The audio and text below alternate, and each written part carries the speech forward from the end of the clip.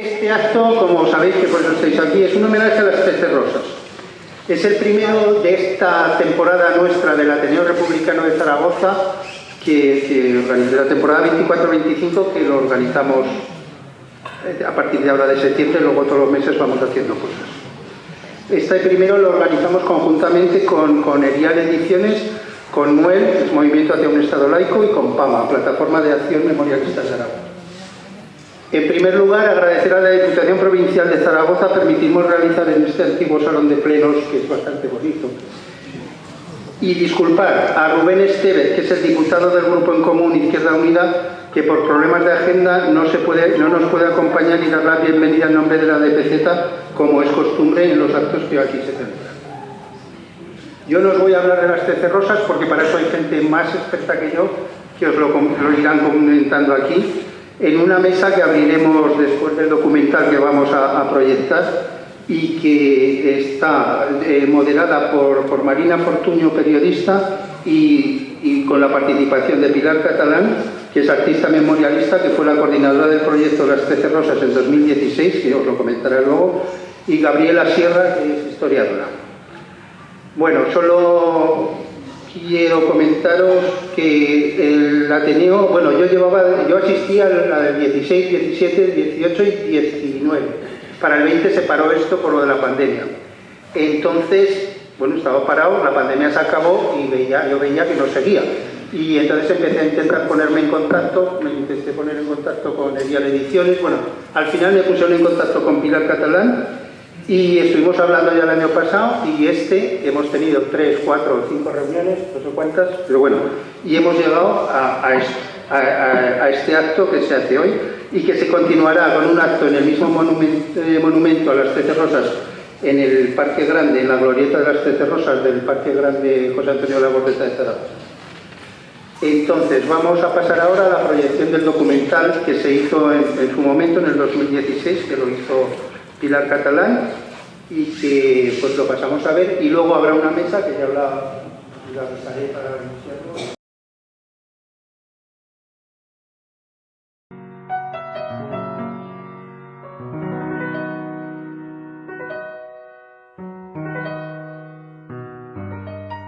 Las 13 Rosas es el nombre colectivo que se le dio a un grupo de mujeres jóvenes fusiladas por el franquismo el 5 de agosto de 1939 en Madrid.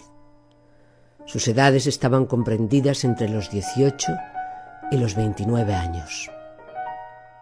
En la sentencia del 3 de agosto de 1939 se les acusa de reorganizar los elementos de las Juventudes Socialistas Unificadas, fusión de la Unión de las Juventudes Comunistas del Partido Comunista y las Juventudes Socialistas del Partido Socialista Obrero Español, para cometer actos delictivos contra el orden social y jurídico de la Nueva España. Carmen Castro, la directora de la prisión de Ventas, cursó a Franco la petición de indulto después de la ejecución de las 13 Rosas. Julia Conesa nos legó antes de morir su pacto contra el silencio y el olvido. Que mi nombre no se borre de la historia. De una compañera de celda, cuando mueren las estrellas. Hay agua verde, verde, cielo de peces azules, que han muerto las estrellas. Rosas encapulladas entre los blancos tules del alba, blancor del alma de doncellas.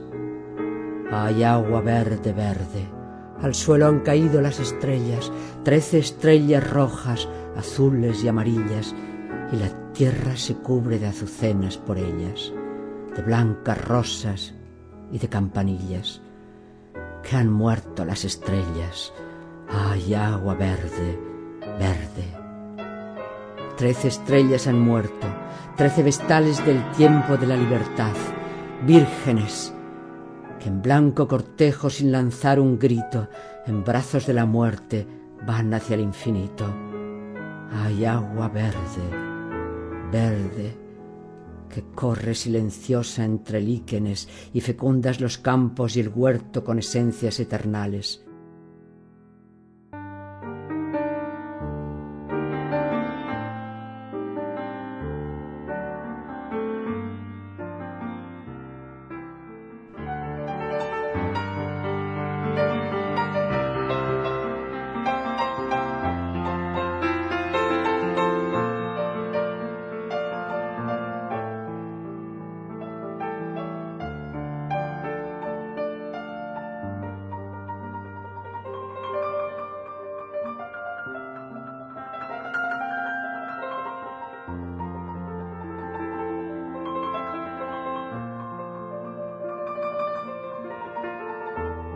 Testamento de Martina Barroso a su cuñada Encarna.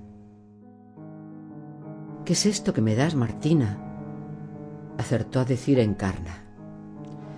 Las he bordado con el hilo que he podido arañar del taller de labor. Son unas zapatillas de esparto con una mariposa bordada. Dáselas a mi sobrina Lolita, que dentro de unos días cumplirá 2 años. Son para ella y para la hija que tendrá. Que viva la vida que no podré conocer, para que caminen por el dilatado mundo que no conoceré.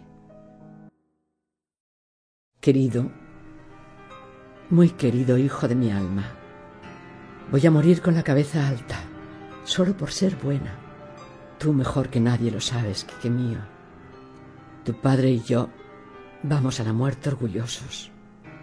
Hijo, hijo, hasta la eternidad. Recibe después de una infinidad de besos el beso eterno de tu madre. Blanca Brisac Vázquez a su hijo Quique.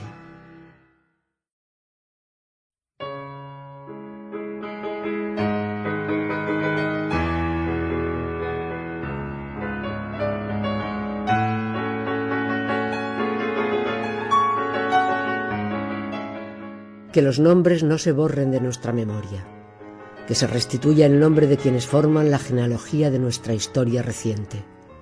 Para las 13 Rosas, mujeres jóvenes y valientes, al igual que las miles de gentes de este país a quienes se les arrebató la vida por defender la democracia y la libertad, mi admiración, reconocimiento y el compromiso político para seguir trabajando por una sociedad más humana e igualitaria.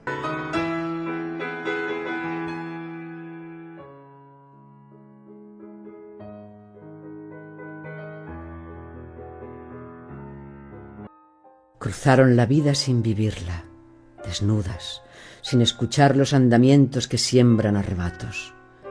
Aprendieron de las nubes milenarias, de sus formas pasajeras que lloran lluvia y fluyen sin permanecer. Agotemos su mirada en aguas, vientos y verdores, sin cerrar los amaneceres de dulces de luna en los que habitaron. Que dancen sus envolturas anunciando justicias y aromas de deseos, haciéndonos sentir el calor de sus manos y el lustre de su piel.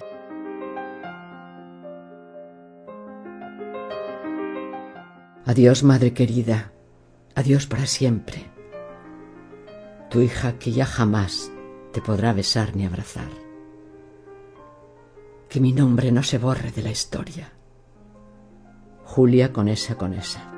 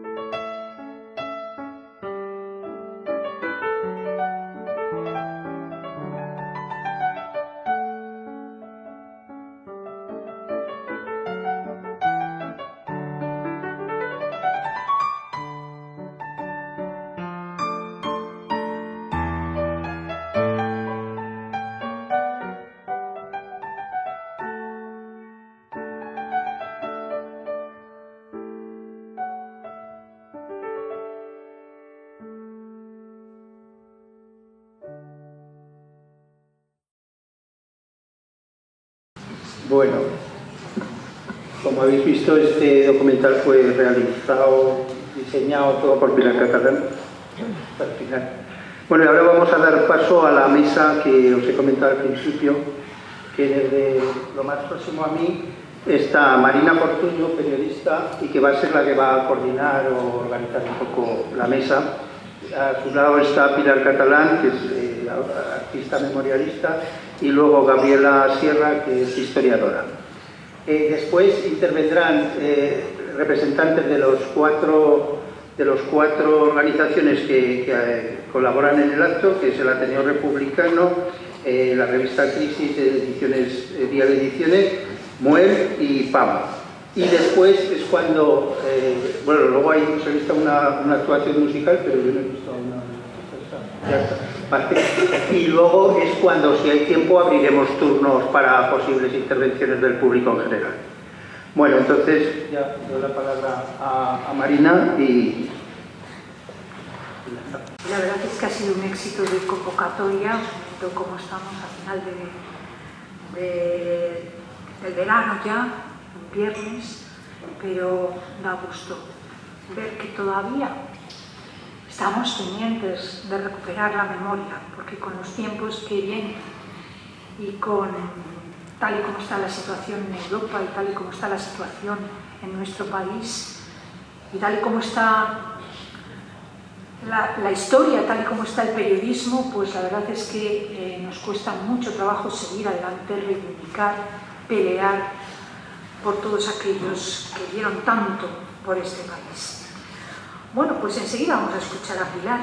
Enseguida vamos a escuchar a Pilar, que nos va a contar cómo se fraguó y cómo se elaboró este documental del que hemos visto un fragmento a principios del año 2016, que fue el primer reconocimiento de esta ciudad con todo el colectivo de artistas que consiguió aglutinar, de asociaciones que habéis visto en los créditos, y fue en un encuentro que tuvo lugar en el Centro de Historias que dio el pistoletazo de salida para que Zaragoza recordara a estas 13 mujeres, hasta 13 jóvenes, muchas de ellas menores de edad, que fueron fusiladas nada más terminar la guerra civil. Y fue porque acudieron al Ayuntamiento de Zaragoza después de ese éxito. Entonces yo estaba colaborando, formaba parte del equipo de asesores del equipo de gobierno de la ciudad como directora de comunicación, con Pedro Santisterio como alcalde, el equipo del gobierno de Zaragoza en común. Le pidieron al alcalde: vamos a hacer que Zaragoza recuerde siempre a estas 13 rosas. Se hizo en esa glorieta del parque de José Antonio Labordeta, que lleva el nombre de las 13 muchachas, las 13 rosas rojas, ese homenaje que tristemente ha sido vandalizado después, pero que, decía Pilar, esta tarde, pues poco a poco la gente se va cansando de vandalizarlo. Parece ser que lo vamos manteniendo y que ahora los rosales están creciendo con bastante fuerza. Bueno, pues a ver si conseguimos que se mantenga así y que cada año recuperemos, como ha dicho Ricardo, este ir a recordarlas cumpliendo la fecha de su muerte. En 1936, estas muchachas formaban parte de las Juventudes Socialistas Unificadas. Lo habéis visto en el vídeo y casi todos lo conoceréis. Estas jóvenes, había muchachas y había hombres, aunque ellos iban sobre todo al frente, jugaron un papel muy importante en el levantamiento para defender la República después del golpe de Estado. Muchas se afiliaron con muy poquita edad, 15, 16, 17 años, e hicieron muchísimo por coordinar el trabajo que había que hacer para defender la República.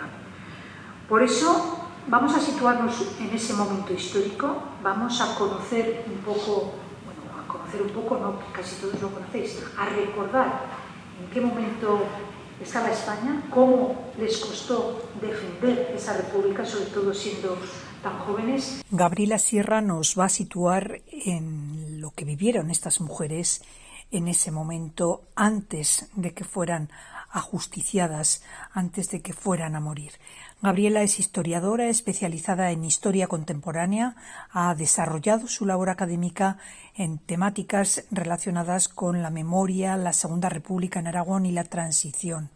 Además, ha realizado diversas conferencias, charlas y debates relacionados con sus temas de investigación.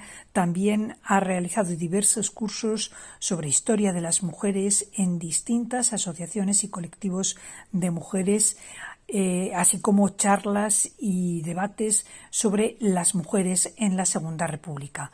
Actualmente trabaja en bibliotecas municipales de Zaragoza. Sentir de este momento de lucha, de desconcierto, de miedo, de represión que vivieron estas mujeres con la toma de Madrid en marzo del 39 y con la brutal represión que desde los primeros momentos del golpe de Estado llevó a cabo el bando fascista. Las mujeres que hoy homenajeamos aquí forman parte de la democracia de este país, de sus ideales, de su libertad, de una sociedad que quería la convivencia pacífica de toda la ciudadanía que vivía en este país. 13 mujeres, mejor dicho, 14 mujeres, que creyendo en la democracia que les brindaba la Segunda República, lucharon por lo que este periodo histórico representaba, frente al fascismo que estaba ascendiendo en Europa y el franquismo en España. Lo primero que me gustaría es darles visibilidad a estas mujeres, a su motivación personal, la implicación política, por las que el fascismo español consideró que debían acabar en las tapias del cementerio de la Almudena, fusiladas, asesinadas, el 5 de agosto de 1939. La mayoría, como hemos visto en el vídeo, la mayoría de ellas eran menores, con edades comprendidas entre los 18 y los 29 años, pero bastantes de ellas en la ratio de los 18 a los 24, si me apuráis incluso hasta los 22, muy jóvenes. Eran mujeres obreras, la mayoría de ellas modistas, comprometidas, militantes de las Juventudes Socialistas Unificadas, a las cuales se afilian desde finales de 1936 y principios de 1937 por diversos motivos personales. Algunas pues por las largas jornadas de trabajo, pues siendo para gente pudiente, que hizo que fuera despertando en ella esa conciencia de clase obrera, como Pilar Bueno. Otras por sucesos vividos injustos en la guerra civil, como el asesinato o la muerte de una hermana por un bombardeo, el impacto de un obús en la calle en la que jugaba con otros niños, como Dionisia Manzanero. Estas mujeres además desarrollaron labores durante la guerra civil, como cobradoras de tranvía, como Julia Conesa, realizando labores en las casas cuna, como Pilar Bueno, o incluso en los talleres de la Unión de Muchachas, como Martina Barroso. Desempeñaron cargos de secretaría de organización durante la guerra y durante la clandestinidad, y también labores de enlace, tanto con el partido como con los diversos radios de la JSU, de los cuales formaban parte, militaban en ellos y además habían contribuido a crear, como nos va comentando también Carlos Fonseca en su libro Las 13 Rosas Rojas. Todas ellas eran militantes, amigas, compañeras y mujeres que luchaban por una sociedad más justa y más igualitaria. Términos como represión, escarmiento, el escarmiento de una ciudadanía díscola con los principios que regían la estrecha concepción de la sociedad del franquismo es lo que va a permear en estos fusilamientos y asesinatos. La rebeldía frente a la concepción franquista de mujer ángel de la casa, la concepción de una nueva sociedad alumbrada durante la Segunda República, la resistencia a la clandestinidad del pozo democrático en la sociedad. Esto es lo que pretendía apagar los golpistas con su represión. Y para ello necesitarían una sentencia ejemplar.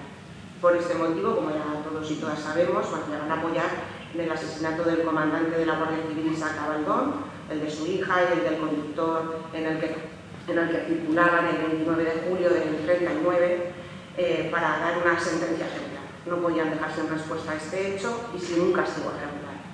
Y como nos comenta Mirta Núñez, que es historiadora y profesora de la Complutense de Madrid, la represión lo que va a buscar es sobre todo el miedo y con ello la pasividad de la sociedad.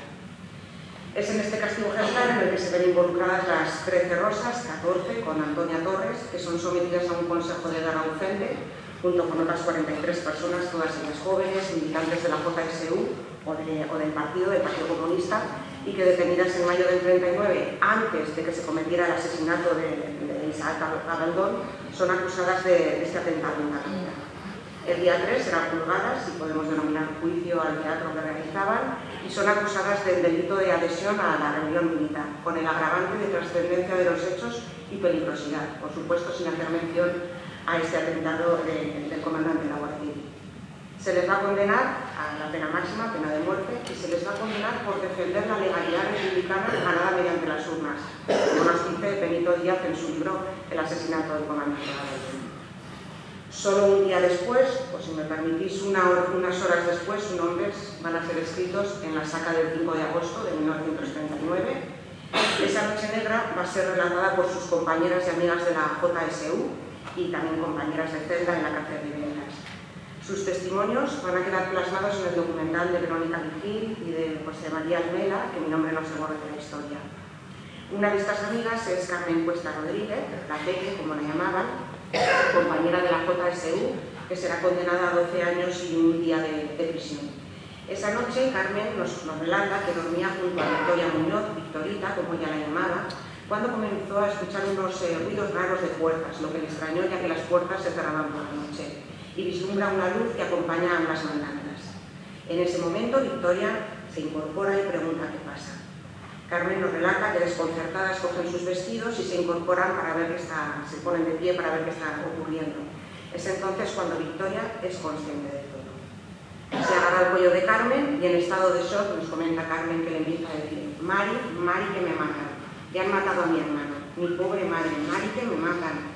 En ese momento, según el relato de Carmen, entran en la celda Martina y Ana, Anita, como le llamaba Carmen. E intentando calmarla, le dicen: Victoria, sé valiente. Victoria, finalmente resignada, suelta al cuello de Carmen y con la cabeza agacha va a seguir a Martina y Ana.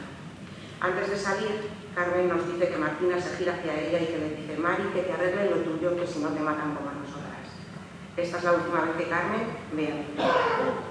También recuerda esta noche Ángeles García Madrid, compañera de galería. Ella fue testigo de la reacción de Virtudes González y de Julia Conesa. Ángeles cuenta que Virtudes estaba tan paralizada que le tuvieron que ayudar a vestirse y que dentro de la celda Ángeles escuchó como Julia Conesa le decía a Virtudes que estaba muy guapa. A través de estos testimonios permea tanto el miedo, el ambiente asfixiante y cargado de la cárcel, pero también la sororidad, la entereza y la defensa de los ideales democráticos en los que creían y por los que lucharon hasta sus últimas consecuencias. Posteriormente, como todas sabemos, les conducen al antiguo salón de actos, convertido en capilla, donde permanecerán allí sus últimas horas. Y allí, en un raro trozo de papel, escribirán la despedida a sus seres queridos.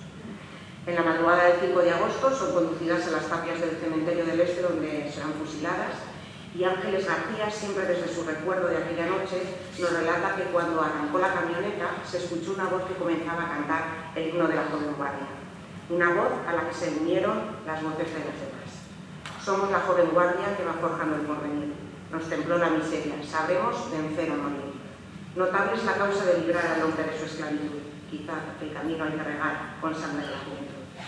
Y para finalizar, sí que nos gustaría poneros un tema de Concha Carretero, compañera también de las JSU. Somos la Joven Guardia que va forjando el porvenir. Nos templó la miseria, sabremos vencer o morir. Noble es la causa de librar al hombre de su esclavitud. Quizá el camino hay que regar con sangre de la juventud. Joven Guardia, joven Guardia, el burgués y social y cruel, joven Guardia, joven Guardia, no le dejan porque en la lucha final y comienza la revancha de los que habían mal, y en la revolución que está en marcha, los esclavos el triunfo darán. Joven Guardia, joven Guardia,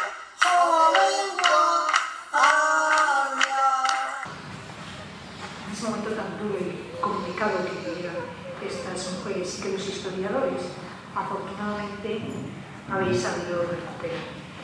Bueno, pues vamos a hablar con Pilar, vamos a escuchar a Pilar Catalán. Está en Montpellier, tuvo Bellas Artes en Madrid, vivió muchos años en Madrid, fue detenida y encarcelada en la cárcel de Carabanchel durante el proceso 1001. Profesionalmente ha realizado muchas exposiciones, muestras y eventos individuales y colectivos en el campo de la pintura, la gráfica, el videoart. En la actualidad pertenece al Consejo de Redacción y es vicepresidenta de la Asociación Eliel Ediciones, que tiene como objetivo difundir la cultura, y en el ámbito del feminismo pertenece a una generación de mujeres que ya en los años 70 en el siglo XX lucharon por la liberación y reivindicaron sus derechos por la deconstrucción de estereotipos de género y sexo. ¿Cuántos debemos?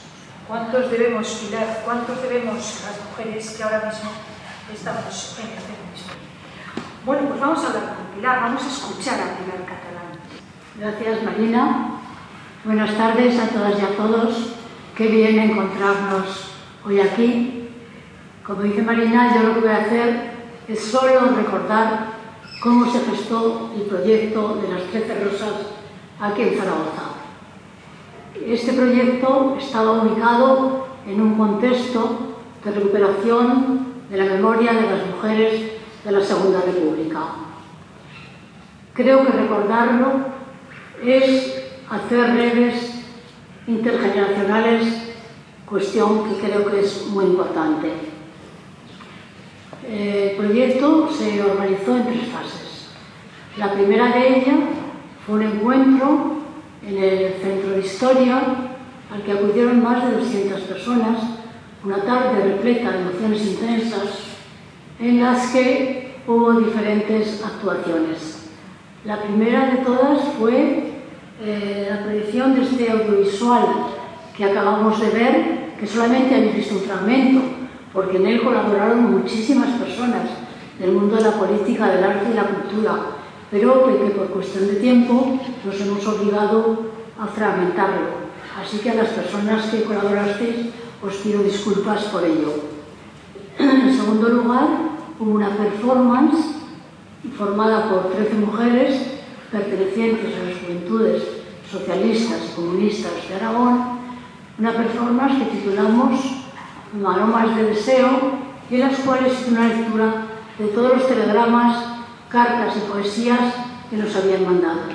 Y por último, una mesa informativa con la historiadora Rosa Cenarro, la periodista Cristina Pemán, y yo, Pilar Catalán, moderó la mesa como artista memorialista.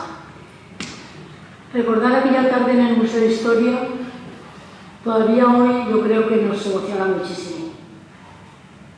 Porque todas las personas que estábamos allí, yo creo que teníamos sentimientos encontrados. Por una parte, el dolor que sentíamos ante los sucesos acaecidos, la muerte de las 13 Rosas, pero por otra, la felicidad de poder encontrarnos todos y todas y difundirlo. La segunda fase del proyecto fue organizar un concierto que denominamos Pétalos, en el centro de la pianista Nailin Grigorian. Y la tercera fase, que fue yo creo la que culminó lo más importante, fue conseguir que un espacio público acogiese el memorial de las 13 Rosas. Y para ello lo primero que hicimos es escribir una carta firmada por asociaciones, organizaciones y personas del mundo del arte y la cultura, ciudadanos y ciudadanas, dirigida al entonces alcalde Pedro Santisteve, solicitándole que en una calle, una plaza, un espacio público, acogiese el memorial de las 13 Rosas. En ese momento, el consejero Fernando Olivares nos contestó un 21 de abril de 2016, recuerdo muy bien esa fecha, diciéndonos que aprobaban esa petición. Así que nos pusimos a trabajar, entramos en contacto con el Observatorio de Cultura del Ayuntamiento de Zaragoza, con Parques y Jardines y con una asociación de Eliel Ediciones que colaboró estrechamente. A continuación, pensamos que el Parque José Antonio de la Morbeta era un lugar idóneo para velar y acoger su sueño. Así que con Parques y Jardines, que nos ofreció 2 o 3 lugares, elegimos el lugar y conocemos con el nombre de la Glorieta de las 13 Rosas. Así que un 25 de septiembre de 2016 fue inaugurada oficialmente por el entonces alcalde Pedro Santisteve la Glorieta de las 13 Rosas. 13 mujeres representaron a las 13 Rosas. Telegramas, cartas, poemas fueron leídos. Y recuerdo muy bien una frase del director de la película de las 13 Rosas, Emilio Fernández Lázaro, cuando dijo: ojalá que nunca tengamos que venir a defender la Glorieta, pero sí que hemos tenido que defenderla. Sistemáticamente ha sido vandalizada con pintadas, calumnias, disputas y asesinas y arrancados los pedestales. Cada vez hemos escrito una carta al alcalde de turno para que restaurasen, rehabilitasen y cuidasen de la Glorieta, que siempre ha sido contestada con mayor o menor diligencia. Así que, en un momento determinado, creemos que es necesario que todas las demócratas sigamos velando por la Glorieta. Y como decía al principio, que este proyecto está está ubicado en un contexto más general, yo quiero, y aquí, si me lo permitís, y no creo que sea desviarnos del tema, recordar a 2 personas, a 2 mujeres de la República. Una que es Carmen Carmona, que es una mujer ilustre, que primero hizo la carrera de Filosofía y Letras, después colaboró activamente con Claudio Sánchez Albornoz, el historiador y político, y más tarde, por una vez que la República arribó, pues lo que hicieron es colaborar estrechamente con mujeres pedagógicas. Frecuentó la Asociación de Mujeres Universitarias, el Ateneo, y en un momento determinado conoce al que va a ser su compañero, que por cierto fue destinado como gobernador de Cuenca, que fue ella llamada como ayudante colaboradora con el gobernador de Cuenca, que fue Jesús Monzón, creo recordar, y al poco tiempo, al cabo de unos meses, las tropas de General Franco se sublevaron contra la Segunda República, fueron detenidos, el matrimonio fue detenido y fueron enviados a prisión. Ella, que estaba embarazada, le quitaron el hijo, logró salir relativamente pronto, pero más tarde, por su activismo político, porque intentó reorganizar el partido del PP, pues fue de nuevo detenida y en este caso la sentenciaron a muerte.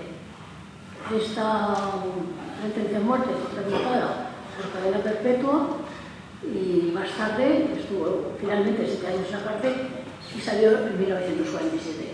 Pero permitirme también que recuerde a Juana Campevielle. Yo creo que es uno de los sucesos más dramáticos vividos en esa época. También estudió Filosofía y Letras.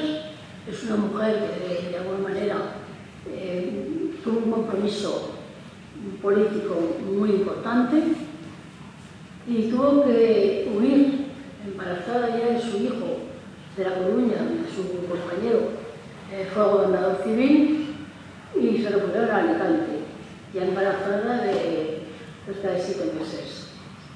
Allí en Alicante, cuando ellos intentan ir al puerto, son detenidos de nuevo y ella es recluida en la cárcel. Más tarde intentan pasarla a una cárcel en Madrid y allí es cuando realmente empieza la guerra civil. Esta mujer, en el viaje, es violada sistemáticamente, es azotada, golpeada con una crueldad sin límites. Y dan de ello fe unas mujeres de la localidad que la encontraron con la cara totalmente deformada y totalmente destrozada. Dieron parte en su momento a la Guardia Civil, pero lógicamente habían sido unos falangistas los que habían atentado contra la glorieta, con lo cual pues las amenazaron si contaban este encuentro.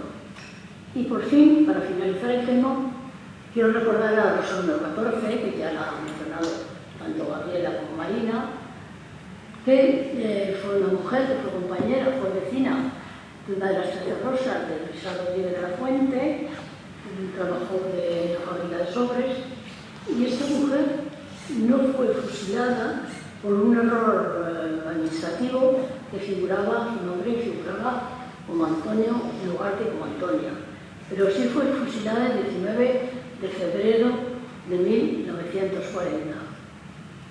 Yo quiero pedir desde aquí a todas las personas que estamos que trabajemos para conseguir que un pedestal de Antonia Torre Lea sea incorporado a la glorieta de las 13 rosas. Gracias a todos y a todos por estar aquí, por haber colaborado tan estrechamente. Gracias.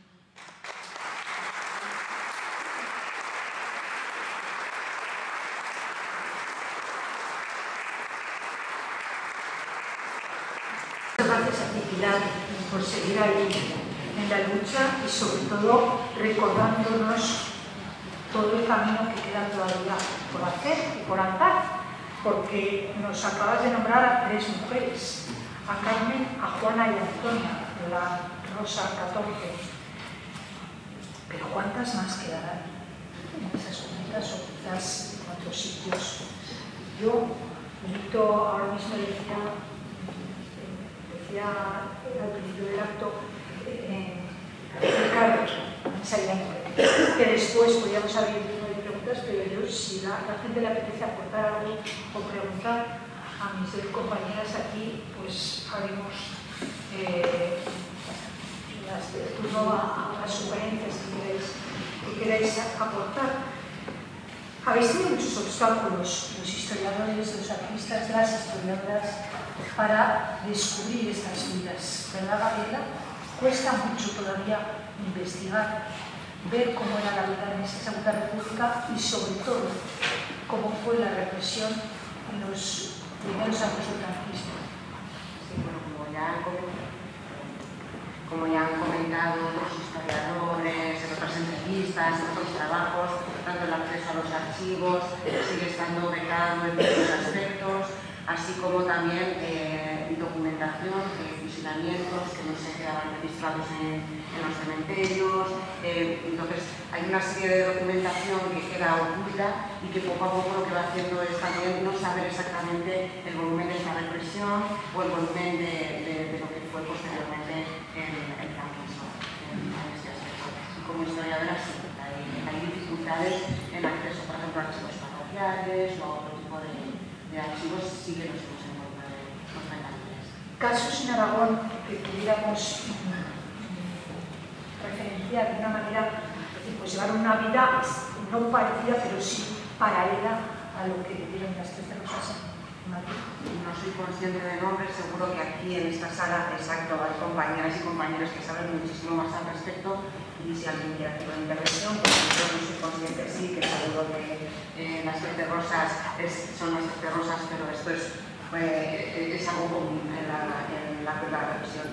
Sí. En el cementerio de Zarazuez encontraron, no sé, fueron 10 o 11 mujeres también previamente violadas, perseguidas, paseadas, rapadas, saqueadas. Y de hecho, durante las exhumaciones encontramos a una de ellas con un rosario, o sea, era católica. Y se iban riendo los guardias civiles por el pueblo de las barbaridades que les habían hecho antes. Y este fue de Arico y de Chama, me parece. De Arico, fue una exhumación de Chama y Arico. Sí, el 18 de octubre del 2020 creo que fue cuando se las encontró y fueron fusiladas en el 36, pero en agosto, el 31 de agosto, sumariamente, sin juicio previo ni nada, o sea, 10, o sea, por la similitud del número.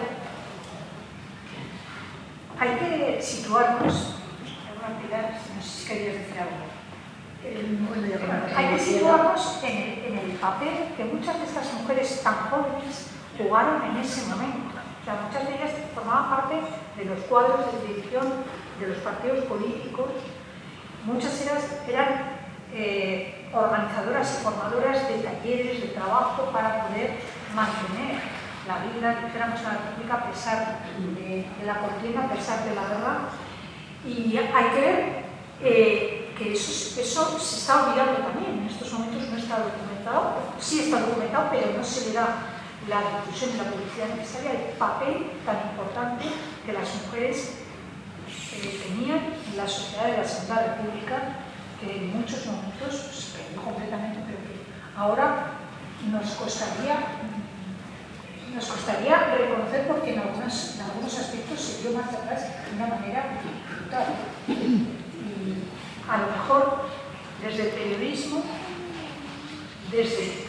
por lo que me toca, por mi profesión, quizás desde el cine se podría incidir también en recuperar, en ponerle la cara y la vida a estas víctimas que ahora mismo afortunadamente han sido recuperadas, pero que habría que volver a reconocer, porque se nos están muriendo los supervivientes, los que pueden contar esta vida, ¿no? Una de las cuestiones que me gustaría a mí insistir en este aspecto es un poco lo que estaba comentando Gabriela, que claro, la recuperación de la memoria histórica, yo creo que fundamentalmente de las mujeres ha sido siempre muy difícil, pues es un tema que prácticamente no ha interesado a casi nadie. Y a todos los obstáculos y dificultades que ha tenido la recuperación de la memoria histórica, pues en el caso de las mujeres se ha complicado. Porque recuperarla, yo creo que en este momento siempre ha sido difícil, pero yo creo que, como han apuntado muchos historiadores y historiadoras, es complejo, es complicado y es duro. Es complejo porque va más allá, yo creo, de localizar las cosas, va más allá también de sumar, digamos, los restos de los miles de personas asesinadas por el fascismo. Se trata de recuperar un periodo histórico que es la Segunda República en su totalidad. Se trata de ver los avances de la República. Se trata también de los retrocesos del franquismo y fundamentalmente de la represión que durante tantísimos años el pueblo español ha sido sometido.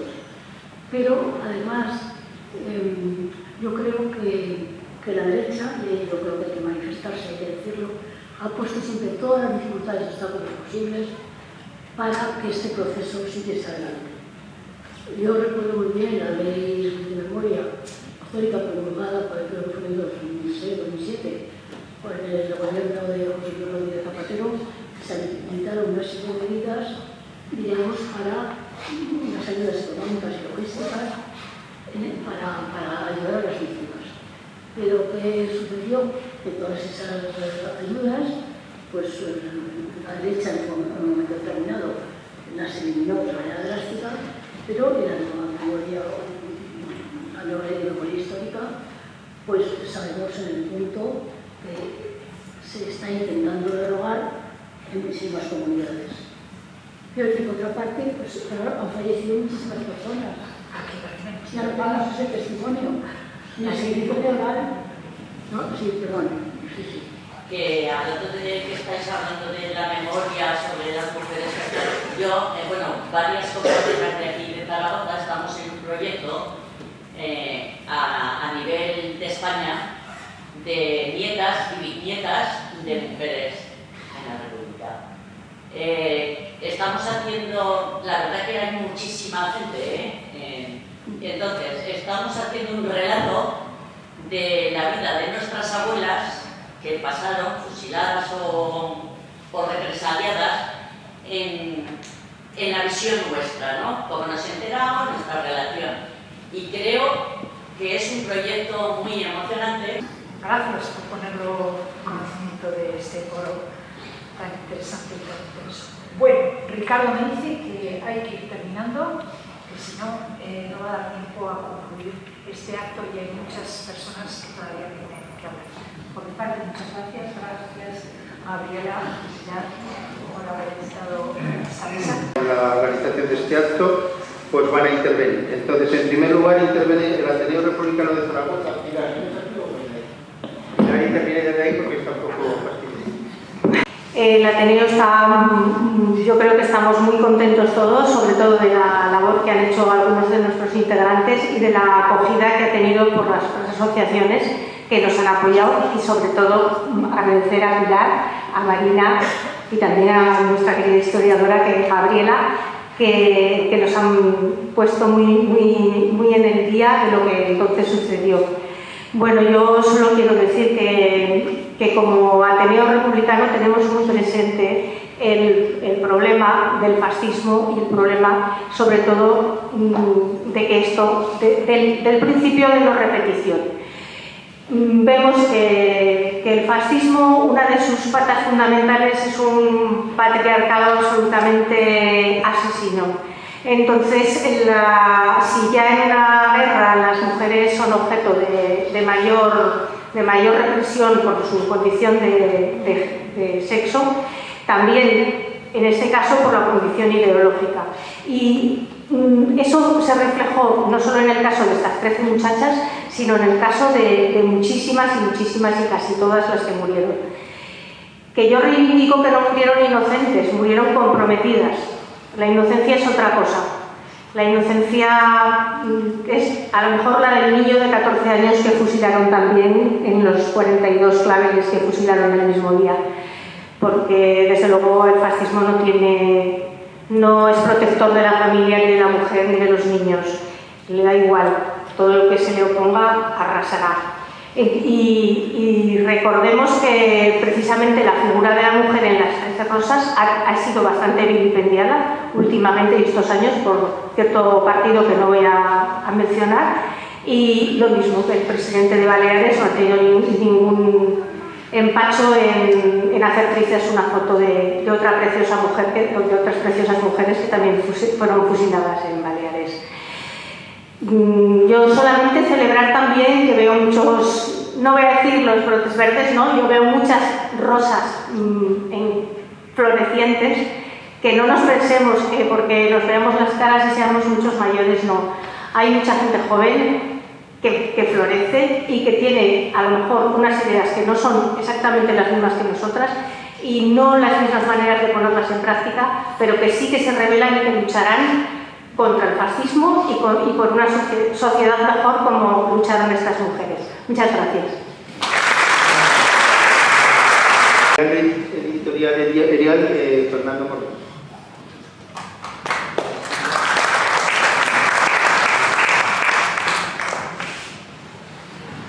Buenas tardes. Lo primero que quiero decir es que en la Asociación Edial Ediciones estamos muy orgullosos de haber acompañado a Pilar en este viaje, pues yo creo que desde el principio, ¿no? El viaje fundamental que ha tenido es el de hacernos comprender la importancia que tiene la memoria y sobre todo en la historia, la memoria de los rincones más oscuros, como es siempre la presencia de la mujer, que está siempre en el rincón más oscuro. Por eso nos pareció que era importante hablar de las 13 rosas, y en ello seguimos. También agradecemos que después de la pandemia el Ateneo Republicano haya pegado un empujón para que podamos seguir adelante también con esto, y aquí está la muestra del llamamiento que se ha hecho y al resto de las asociaciones que también han convocado, ¿no? Nosotros hicimos en nuestra revista de crítica cultural Crisis número 9, dedicamos un buen número de páginas a la publicación de telegramas y poemas de muchas personas, pues imagino que muchas estáis aquí presentes, ¿no? Que participaron en la primera conmemoración, en el vídeo que hemos visto al principio de este acto. Por lo demás, por lo que estamos hablando, nuestra revista pues sigue adelante adelante con sus temas, y me parece oportuno, puesto que esta batalla que nos han propuesto de que desaparezca la memoria, pues hay que combatirla. Pues me parece oportuno decir que en nuestra revista próxima, que hasta el 3 de octubre tenéis tiempo quienes queráis colaborar, podéis hacer artículos sobre el desasosiego, porque la desaparición de la memoria pues nos lleva al desasosiego, en ese sentido. Porque urge recuperar la memoria de quienes han sido olvidados. La memoria de quienes ya han sido reconocidos ha sido recuperada, porque ya han recibido cuidados y reconocimientos. Eso que tanto airean de que hay muertos de los dos bandos, pues sí, pero algunos están reconocidos ya, en ese sentido. Mientras que los olvidados todavía sangran por su abierta herida. ¿Por qué? Porque dicen que queremos abrir heridas, y sin embargo ellos no quieren cerrar, en ese sentido. Debemos recordar a las 13 rosas, porque miles de rosas y también de claveles, como se ha dicho, permanecen enterrados en cunetas, fosas comunes, tapias y cementerios. Y ahora quisiera acabar leyendo un pequeño poema que he compuesto para el acto, ¿no? Solamente abriendo heridas en la tierra, exponiendo la verdad a la luz, recobrando los despojos de los muertos, de los olvidados, de los asesinados, regresándolos a las amorosas miradas de quienes los buscan con persistencia, cerraremos las heridas que sin memoria, con el justo olvido, todavía abiertas sangran, que su nombre no se borre de la historia.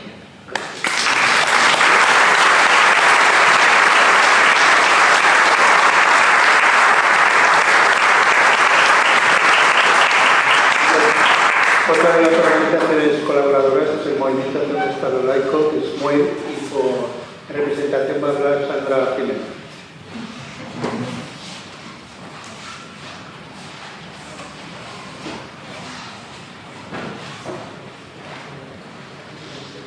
Hola, buenas tardes.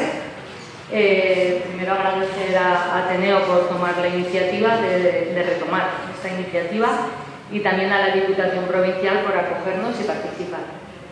Y muchas gracias a todos los que habéis asistido aquí.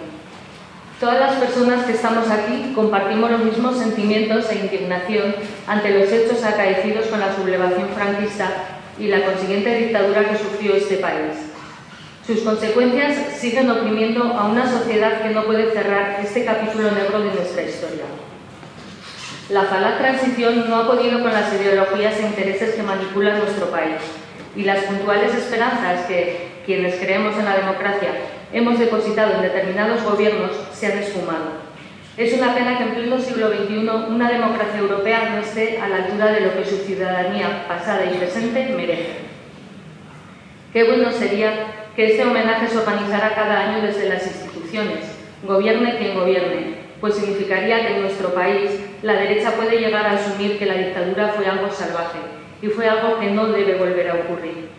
Los tímidos avances en estos años no han servido para honrar la memoria de las personas que perdieron sus vidas por defender a su país. Y ahora estamos percibiendo el riesgo, siempre latente, de graves retrocesos con esta derecha brutal que pretende retomar la dirección del país con la amenaza que ello supone para la democracia. Vemos que en las instituciones en las que han conseguido introducirse están derogando leyes, que aunque eran bastante tibias, pretendían recuperar la memoria de las personas que fueron asesinadas y asesinados de forma ilegal, o con simulacro de legalidad en juicios sin defensa, una vez terminada la guerra, como es el caso de las 13 rosas cuyo homenaje nos reúne hoy aquí.